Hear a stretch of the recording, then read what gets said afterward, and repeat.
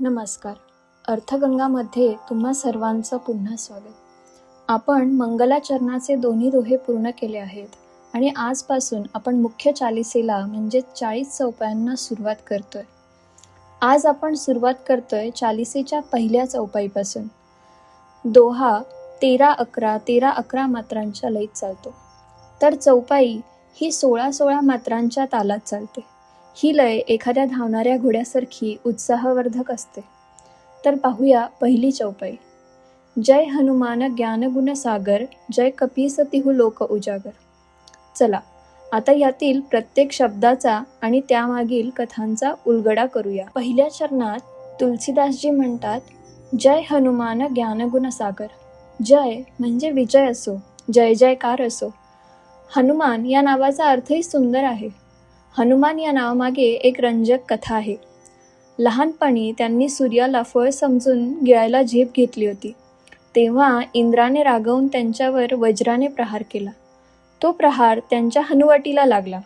संस्कृतमध्ये हनु म्हणजे हनुवटी आणि मान म्हणजे ज्याचे तुकडे झाले आहेत किंवा जी वाकडी झाली आहे, म्हणून त्यांना मिळालं हनुमान हे नाव. तर पुढचा शब्द आहे ज्ञान. ज्ञान म्हणजे ज्ञान जे आपण म्हणतो. गुण म्हणजे सद्गुण. तसंच आपण पाहतोय की इथे आता गुण मधला जो न आहे त्याचा उच्चार न झालाय, तर गुण असा झालाय. आणि सागर म्हणजे समुद्र, अथांग समुद्र. थोडक्यात या पदाचा अर्थ असा होईल, हे हनुमंता, तू ज्ञान आणि गुणांचा अथांग सागर आहेस, तुझा विजय असो. पुढचा भाग आहे जय कपीसतिहू लोक उजागर. कपीस हा शब्द कपी आणि ईश यांच्यापासून बनला आहे. तर कपीचा अर्थ होतो वानर आणि ईश म्हणजे स्वामी किंवा त्यांचा राजा किंवा मालक. रामायणात हनुमान हे सुग्रीवाच्या किष्किंधा राज्यातील प्रमुख योद्धे आणि मंत्री आहेत.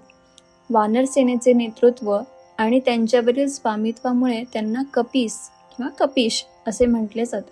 तर ह्याच्यामधला संस्कृतमधला जो तालव्य श आहे शहामृगाचा, तो अवधीमध्ये दंत्य स झाला आहे, म्हणजे शचा स झाला आहे. तिहू लोक म्हणजे तिन्ही लोक. तर आता तिन्ही लोक म्हणजे कोणते, तर आकाश किंवा स्वर्ग, पृथ्वी आणि पाताळ. तर आकाश, पृथ्वी, पाताळ हे तिन्ही लोक. आणि शेवटचा आणि सर्वात महत्त्वाचा शब्द म्हणजे उजागर. तर हा शब्द जो आहे तो संस्कृत उजागर पासून आला. उजागर हा एक प्रयोजक किंवा पॉझिटिव्ह, म्हणजे एखाद्या व्यक्तीला आपण करणे आणि करवून घेणे मधला जो फरक आहे, करवणे, तर याला पॉझिटिव्ह असं म्हणतात.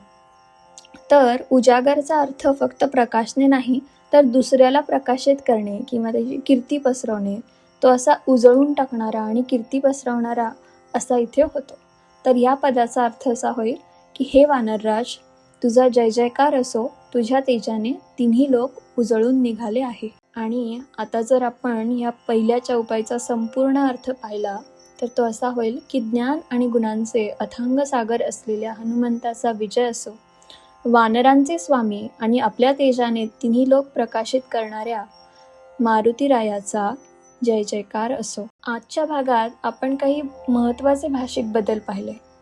आधी आपण पाहिल्याप्रमाणे शचा स, तर इथे आज आपण जे उदाहरण पाहिलं त्याच्यामध्ये ईशचं ईस झालं कपीसमध्ये, णचा न झाला, गुणचं गुण झालं, आणि ज्ञचा उच्चार हिंदी भाषेमध्ये, गुजरातीमध्ये ग्य असा केला जातो. तर अवधीतही हा ग्य होतो. तर ज्ञान आपण जे म्हणतो त्याच्याऐवजी ज्ञान असा उच्चार होतो. तर आज हनुमंताची कोणती नावं आपल्याला कळाली ते मला कमेंट्समध्ये सांगा. तुम्हाला कोणतं आवडलं, एखादं नाव नवीन होतं का?